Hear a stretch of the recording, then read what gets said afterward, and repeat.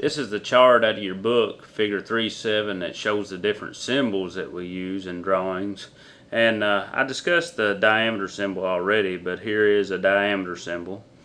This repetitive feature is 2x.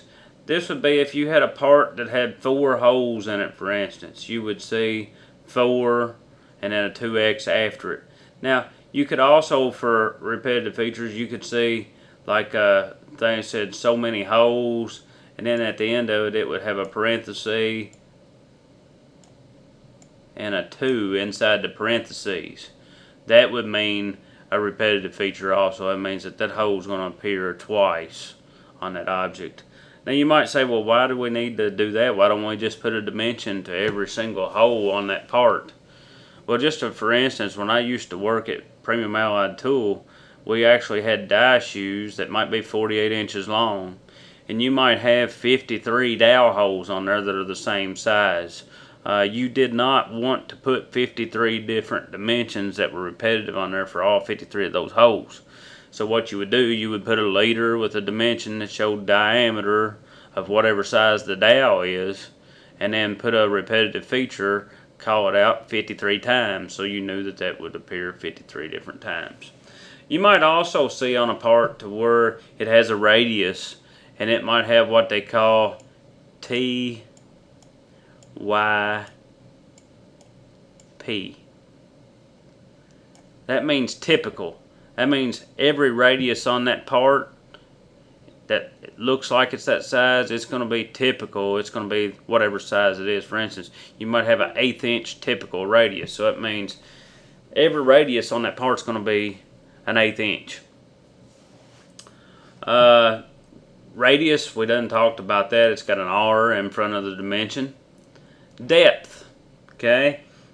Depth is for calling out, and you'll see this in your book as well. You're going to call out depth of different items, and when we get to dimensioning holes, we'll get into this a little bit more.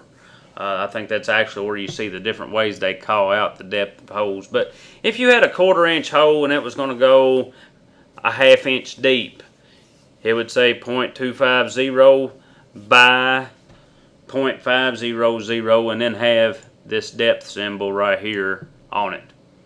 So that would be a depth symbol. Now, this next one right here, let me just erase here for a minute.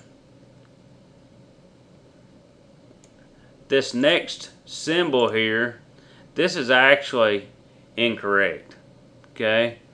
This is actually incorrect. It's actually going to take, and this is a counter bore right here. So the counter bore is going to have a symbol that looks like that. Okay? A countersink is not going to have the same symbol. A countersink is going to have a symbol that looks like a V. So you would either have a V for countersink or the little square hole done in there like that. That's the counter bore. We'll talk about what those are a little bit later.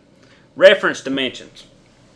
We're going to talk about tolerances here for too long, and when we get to talking about tolerances, you'll understand that every dimension on the print is going to have a certain allowance, so you know what size to make the part so it'll fit something right.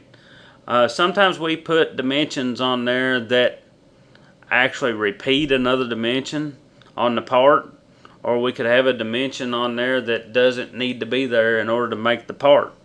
When we talked about industrial drawings at the beginning of the semester, we talked about you have to have enough information on that print to construct the part.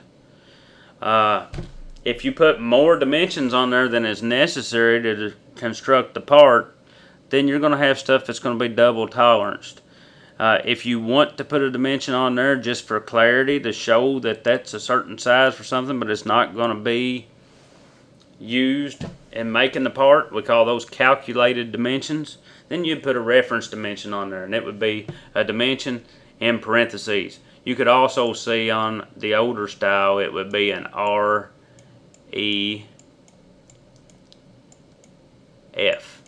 put on there.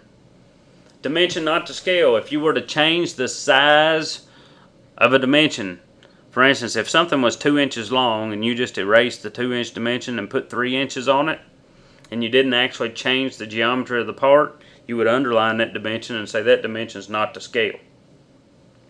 Basic dimension has a square around the dimension.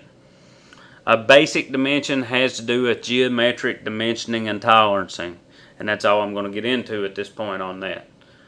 Square. Sometimes you will have a part, and if you look on page 17 in your book, that part is actually not round on the 1-inch end, it's actually square. So it would have flats cut on there and it would be square. Where on the other end of it's 1.5 inches and you see the diameter symbol. So that would cover your symbols on your drawings.